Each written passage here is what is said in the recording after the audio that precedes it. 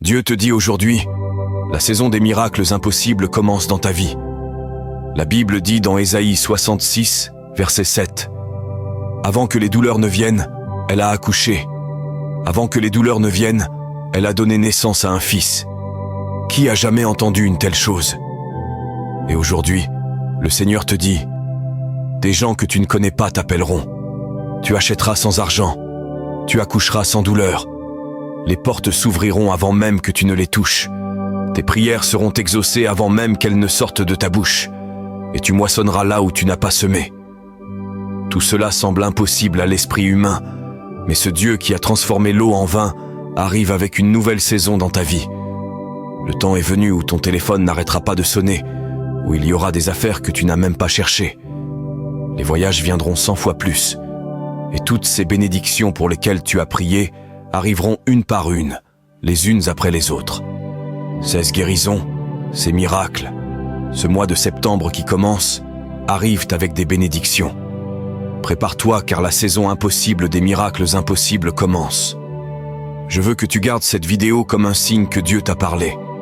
Et garde-la avec une date pour que tu vois que dans quelques jours, Dieu va répondre de manière surprenante. Partage-la avec quelqu'un comme signe que Dieu va te bénir. Que Dieu te bénisse. Premier jour où vous veniez de recevoir la lumière du Christ. Vous avez soutenu alors le dur combat des souffrances, tantôt donné en spectacle sous les insultes et les brimades, tantôt solidaire de ceux qu'on traitait ainsi. En effet, vous avez montré de la compassion à ceux qui étaient en prison. Vous avez accepté avec joie qu'on vous arrache vos biens, car vous étiez sûr de posséder un bien encore meilleur et permanent. Ne perdez pas votre assurance. Grâce à elle, vous serez largement récompensé. Car l'endurance vous est nécessaire pour accomplir la volonté de Dieu et obtenir ainsi la réalisation des promesses. En effet, encore un peu, très peu de temps, et celui qui doit venir arrivera. Il ne tardera pas. Celui qui est juste, à mes yeux, par la foi vivra. Mais s'il l'abandonne, je ne trouve plus mon bonheur en lui. Or, nous ne sommes pas, nous, de ceux qui abandonnent et vont à leur perte, mais de ceux qui ont la foi et sauvegardent leur âme.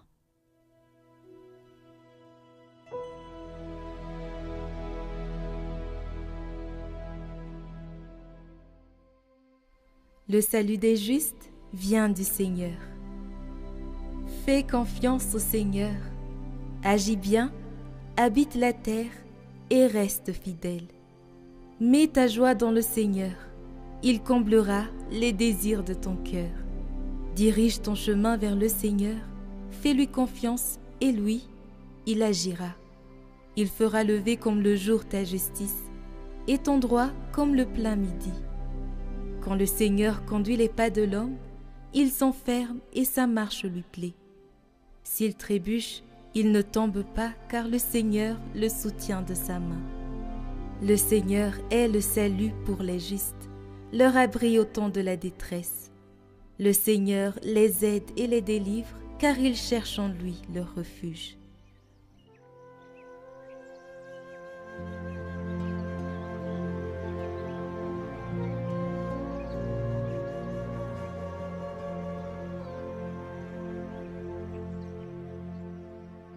Évangile de Jésus-Christ selon saint Marc. En ce temps-là, Jésus disait aux foules, « Il en est du règne de Dieu comme d'un homme qui jette en terre la semence. Nuit et jour, qu'il dorme ou qu'il se lève, la semence germe et grandit. Il ne sait comment. D'elle-même la terre produit d'abord l'herbe, puis l'épi, enfin du blé plein l'épi. Et dès que le blé est mûr, il y met la faucille, puisque le temps de la moisson est arrivé. » Il disait encore, « À quoi allons-nous comparer le règne de Dieu ?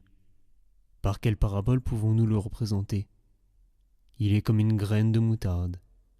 Quand on la sème en terre, elle est la plus petite de toutes les semences. Mais quand on l'a semée, elle grandit et dépasse toutes les plantes potagères.